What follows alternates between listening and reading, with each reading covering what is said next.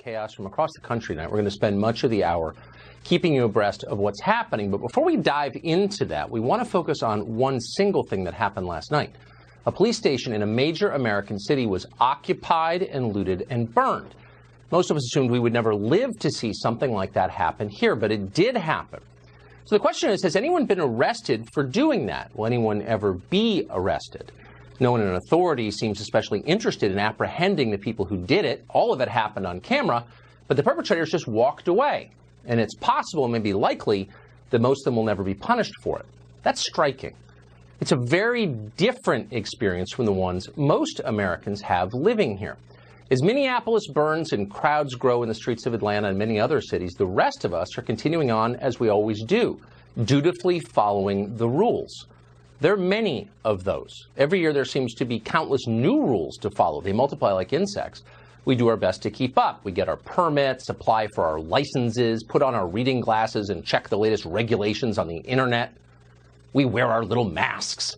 We keep our dogs on leashes. We drive sober. We don't eat on the subway. We never litter. We make orderly lines and patiently wait our turn. In airports and government buildings, we remove our shoes and submit to body searches from strangers. We lose our dignity every time we do this, but they tell us we must, so we accept it without complaint. In public, we hide what we really think. We bury our natural instincts. We keep our deepest beliefs to ourselves. We know the boundaries. We understand we will be punished for telling the truth. This is the America the rest of us live in. For the privilege of citizenship in a country like this, we work as hard as we can. We never stop sharing what we earn with others. We send money we would rather give to our own children to politicians in faraway cities.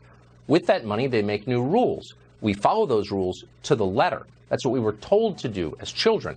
That's the deal we've struck. At least we thought it was.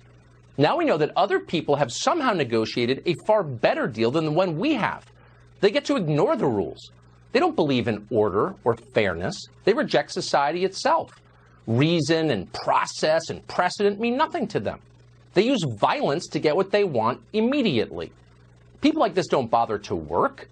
They don't volunteer or pay taxes to help other people. They live for themselves. They do exactly what they feel like doing. They say exactly what they feel like saying. They spray paint their opinions on buildings. On television, hour by hour, we watch these people, criminal mobs, destroy what the rest of us have built. They have no right to do that. They don't contribute to the common good. They never have. Yet suddenly they seem to have all the power. The rioters in Minneapolis and in other places act as if they're allowed to loot and burn. And in fact, they are allowed. No one stops them. The authorities don't arrest them. Instead, they pander to them, flatter them, desperately try to win their love.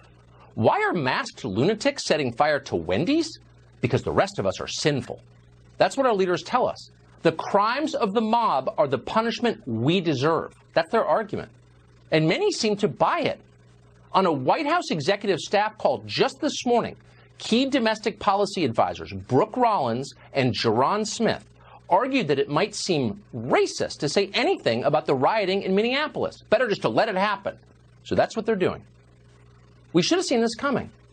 When you express an opinion our leaders don't like, they call it violence. When criminals commit actual acts of violence, they call it speech. So the game is rigged. Why are the rest of us still playing it? But what exactly are you getting in return for your contributions to this system? The authorities clearly don't care about you. The police won't show up to save your life, literally. During election years, sweaty politicians claim to be on your side. It's a lie. They're not. They'll waste your time with hollow posturing. They'll feed you pointless symbolic victories and expect you to celebrate like you've actually won something. But when the mob comes, they're gone. You're on your own. In public, we hide what we really think. We bury our natural instincts. We keep our deepest beliefs to ourselves. We know the boundaries. We understand we will be punished for telling the truth. We understand we will be punished for telling the truth.